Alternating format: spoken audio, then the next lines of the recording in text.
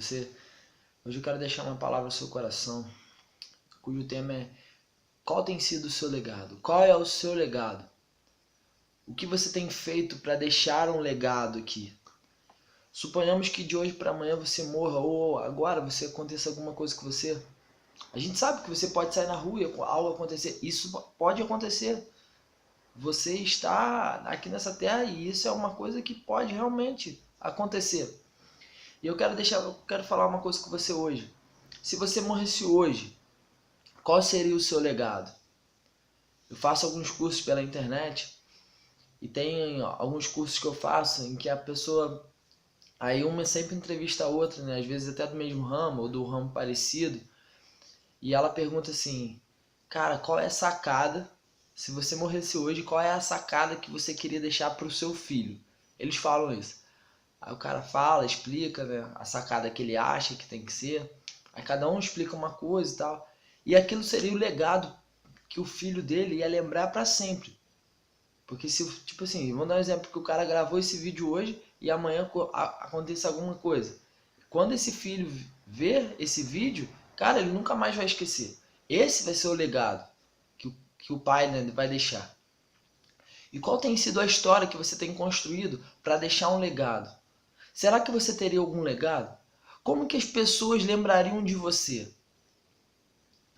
Cara, isso é muito importante, porque se você não faz diferença na sua vida, se você não faz diferença na vida de outras pessoas, será que você passou por esse mundo só para pagar a conta?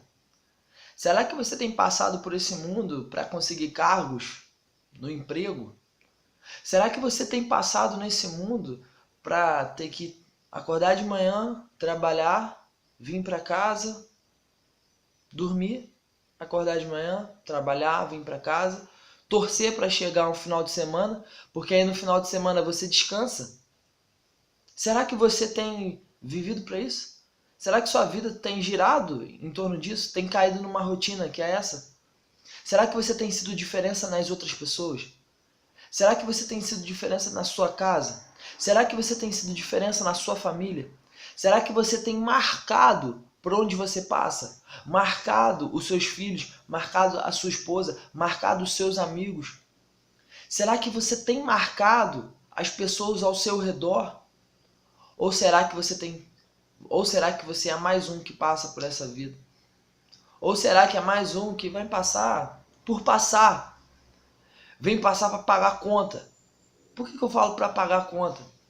Porque conta chega todo mês. Todo mês você tem que pagar. É algo ali, ó. Todo mês, pum, paguei. Pum, tem que pagar. É automático. Será que a sua vida, será que é isso aí, é automático? Você trabalha para pagar a conta? Ou mesmo, se você pode ganhar, você fala: Matheus, eu ganho muito bem. Eu não trabalho só para pagar a conta. Beleza, mas será que você tem feito isso? Será que você tem planejado a sua vida com uma rotina?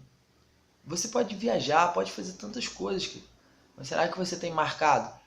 Aí quando você morrer, as pessoas vão lembrar: pô, cara, aquele era um cara que viajava muito. Aquele era um cara que... rapaz, aquele é um cara que viveu para trabalhar. Ah, querido, vamos parar com essa mentalidade. Deus, ele quer algo do seu coração. Deus, ele quer fazer algo na tua vida. Cara, se você tem se sentido sozinho, se você tem se sentido difícil, eu quero te dizer uma coisa. Cara, a Bíblia fala que o poder do Senhor se aperfeiçoa na minha fraqueza. O seu poder se aperfeiçoa na minha fraqueza. Cara, se você é fraco, você é forte. Você é forte naquilo que você é fraco. Deus irá te fazer forte naquilo que você tem sentido fraqueza. E naquilo que você tem sentido fraqueza é aonde você vai determinar se o seu legado vai ser um legado bom ou se o seu legado será um legado ruim. Por que um legado ruim? Um legado ruim é quando você não faz diferença alguma.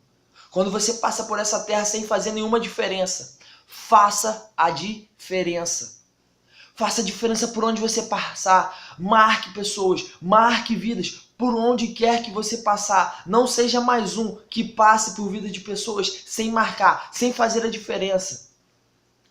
Sem as pessoas dizerem: cara, aquele ali, ó, pô, aquele ali era o Matheus, cara. Pô, esse menino marcou a minha vida, cara. Passe e faça a diferença por onde quer que você passar. A gente pode pegar vários exemplos da Bíblia. Vários exemplos da Bíblia. Cara, quando você pega Moisés, quando você pega Davi, gosto muito de Davi, cara, porque Salomão, que depois veio de Davi, Salomão veio depois. Salomão era filho de Davi. Cara, Salomão já pegou um reinado todo construído, todo consolidado. E Salomão foi o rei mais próspero financeiramente. Aí você pega, cara, quem foi Davi? Davi era um cara que construiu, que conquistou, cara. Davi era um cara que conquistou o seu reinado. E ele conquistou e consolidou. Mas por quê? Porque ele tinha um coração segundo o coração de Deus. Por onde ele passava, ele marcava. Ele marcava pessoas. E você fala, às vezes, é Davi, mas Davi era um homem segundo o coração de Deus. Estuda a história de Davi antes de você falar. Estuda a história de Davi antes de você pensar. Davi era um cara que pecava, cara. Davi era carne, ó. Era carne. Davi tinha prazeres carnais. Você sabe disso. E se você não sabe, estude para que você venha entender. A gente também pode pegar Saulo, né? Era Saulo, depois virou Paulo. Cara, Saulo era um cara que perseguia a igreja, que fazia tudo contra Deus, cara. Ele perseguia os cristãos, ele perseguia a igreja, ele matava, ele prendia, ele fazia tudo contra. Às vezes você fala, Mateus, eu não consigo, porque eu sou ruim, eu sou pecador, eu sou um cara totalmente contra Deus, eu não vou estar na igreja, porque eu acho errado ir para a igreja assim. Cara, você nunca vai estar pronto para ir para a igreja, sabe por quê? Porque eu e você somos pecadores. A Bíblia fala isso, não sou eu que falo. A Bíblia fala que eu e você somos pecadores. Então Deus te quer agora. Deus não te quer daqui a pouco. Deus não te quer amanhã. Deus te quer hoje. Deus tem uma urgência na sua vida. Porque você será um Paulo. Você não será um Saulo. Porque Saulo perseguia a igreja. Saulo era totalmente contra a igreja. Saulo era um pecador. Paulo também era pecador, só que Paulo, ele pecava e se prostrava diante de Deus. E deixa eu te falar uma coisa. Quem foi Paulo? Qual foi o legado de Paulo? Eu tenho certeza que você já ouviu falar, e se você não ouviu falar, procure. Cara, Paulo foi um dos caras que mais abriu igreja, um dos caras que era um dos melhores líderes. Se você começar a ler as cartas de Paulo, Paulo era um cara totalmente perseguido, um cara que já teve naufrágio, que já açoitaram ele, que o cara já foi preso. E em muitas cartas que ele escreveu, ele estava preso. E se você começar a ler as cartas de Paulo na Bíblia, você não consegue compreender que aquele cara que estava escrevendo aquelas cartas era um cara que estava preso. Cara, o seu lugar não determina o seu legado. O seu lugar não determina o seu legado. Não é desculpa para você falar que você não consegue construir um legado. O seu lugar hoje, cara, é um lugar que vai determinar o seu legado. Cara, o que eu tô falando com você?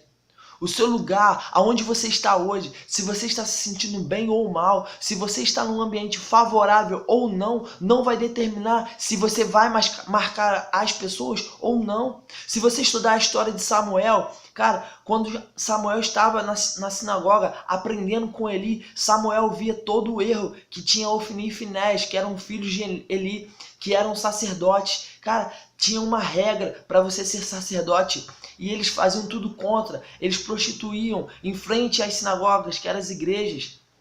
Samuel via tudo de errado. E depois que você começa a estudar a história de Samuel, você vê que Samuel foi um cara totalmente correto diante de Deus, cara.